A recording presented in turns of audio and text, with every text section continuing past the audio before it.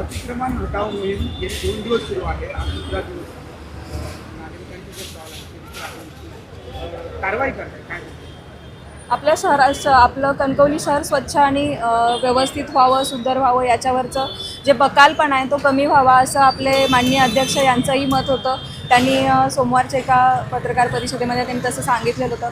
तसेच आपले पालकमंत्री माननीय श्री नितेश राणे यांचंही आपल्याला याबाबत सांगणं होतं, किंवा आपले श्री खासदार माननीय श्री नारायण राणे हेही आपल्या शहरवासी आहेत. त्यांचंही याच्या बाबतीत मत होतं की हे शहर आपलं स्वच्छ झालं पाहिजे.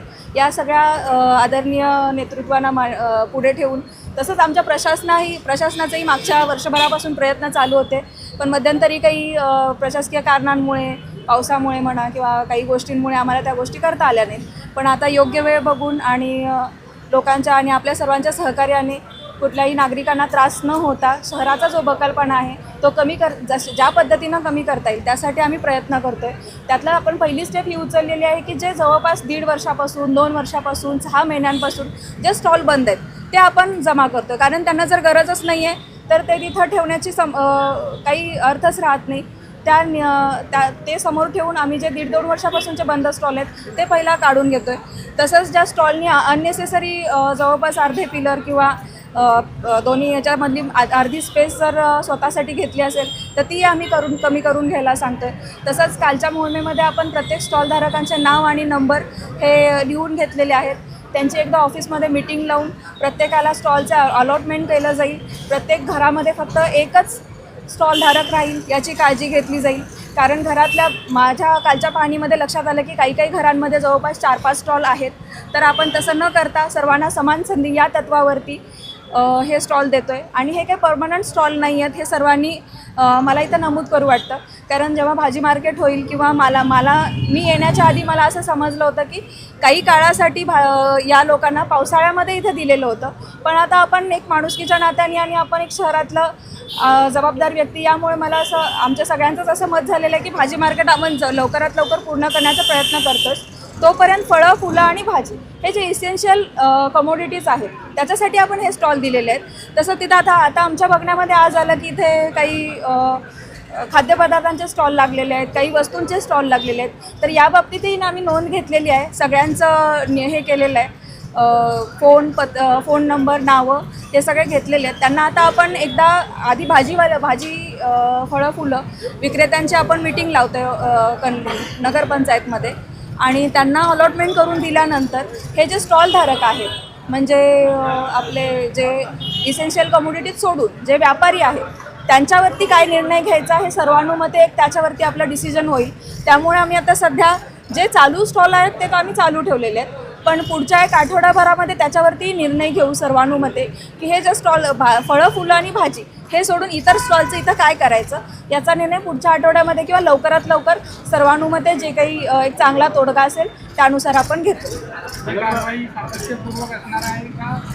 किती दिवस चालू राहील? आपण हे कंटिन्यू जोपर्यंत हे स्वच्छ होत नाही आणि जोपर्यंत त्याला एक प्रॉपर स्वरूप येत नाही तोपर्यंत आपण हे चालूच ठेवणार आहे. आणि साईड बाय साईड आमचं भाजी मार्केट, कणकवली शहरवासियांसाठी एक चांगलं भाजी मार्केट देण्याचा प्रयत्न आमचा चालूच आहे.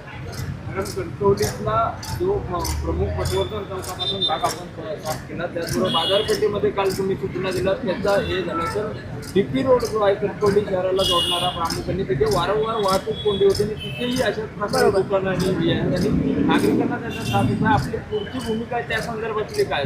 आपण आता सध्या पटवर्धन चौक ते ढालकाठीपर्यंतचा घेतलेला आहे. ढालकाठीपासून पटकीदेवीपर्यंतचा पुढच्या टप्प्यामध्ये घेऊ. त्याच्यानंतर पुढची स्टेप असेल असे आपण एक रोड कव्हर करायचो. आता सध्या आपला फोकस ब्रिजचा जो बकालपणा होता तो कमी करणे होता, तो ह्या आठवड्यामध्ये आपला पूर्ण होईल. त्यानंतर एक स्टेपमध्ये आपण, कारण हे पुढे चालूच ठेवणार आहे जोपर्यंत या नियमितता येत नाही या सगळ्या गोष्टींना. कारण पुढे गणपती आहे, गणपतीमध्ये जाऊन हे अशी कारवाई करणे म्हणजे लोकांना त्रास होईल.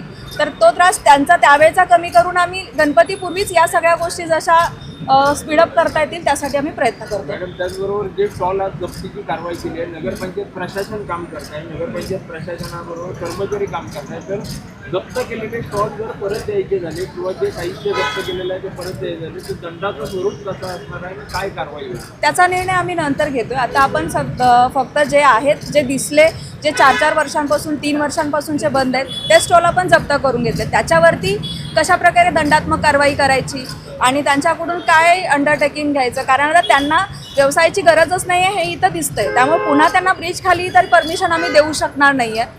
तर त्याच्या पुढचा कसा निर्णय घ्यायचा तो आपण निर्णय घेऊ. हॉस्पिटलच्या बाहेरच्या बाजूची जे स्टॉलधारक होते ते स्टॉलधारकांनी नगराध्यक्षांची भेट घेतली. या भेटीदरम्यान नगराध्यक्षांनी त्यांच्याशी चर्चा करत असतेवेळी एक महत्त्वाचा मुद्दा असा उपस्थित केला की नगरपंचायतजवळ जमीन मालकांनी जो तक्रार अर्ज दिला आहे अतिक्रमण हटवण्यासंदर्भात, तर असे नगरपंचायतजवळ अनेक तक्रार अर्ज आहेत, पण मात्र नगरपंचायतने ह्या तक्रार अर्जावर कार्यवाही लगेच केली असं एक त्यांचं भाष्य होतं. तर त्याबाबत आपलं काय?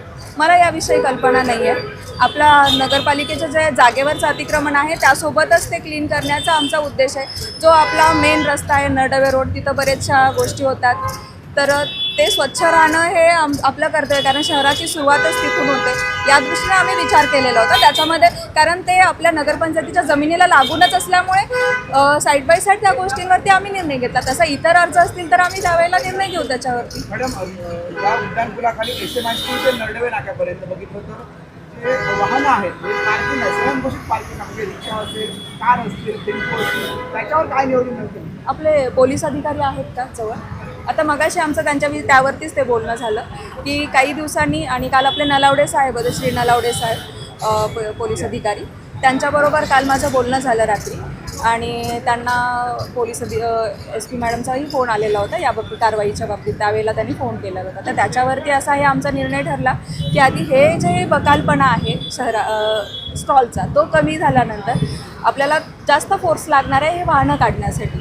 तर त्यांच्याबरोबर एक मीटिंग ठेवून, ट्रॅफिक पोलीस आणि आपले जे पोलीस अधिकारी आहेत त्यांच्याबरोबर मीटिंग ठेवून एक व्यवस्थित दिवस डिसाईड करून आपण कारण हे वाहनं आहेत ती जुनी आहेत, काही उचलून न्यावी लागतील किंवा काही टो करून न्यावी लागतील. तर त्यासाठी तेवढी मशिनरी आपल्याकडे अवेलेबल करून घेऊ, दिवस डिसाईड करून. कारण हॅफहॅझार्ड केलं, आता काहीतरी दाखवण्यासाठी केलं, हे करतोय म्हणून ते केलं तर ते पूर्ण होणार नाही. त्यामुळे हे जसं आपण वेळ घेऊन व्यवस्थित करतोय तसंच तेही वेळ घेऊन व्यवस्थित एक वेळ डिसाईड करून आपण करणार आहे त्याचं.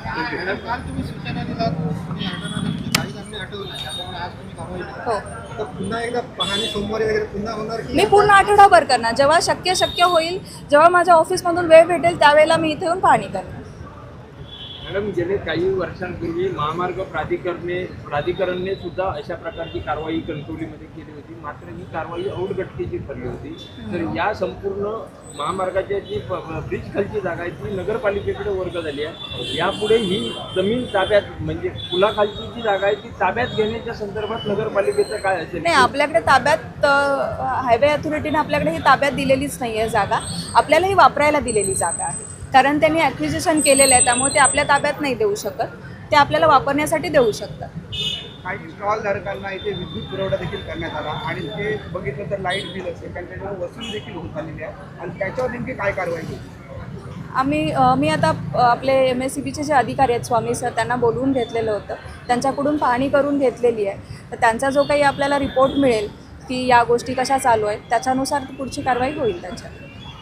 थँक्यू.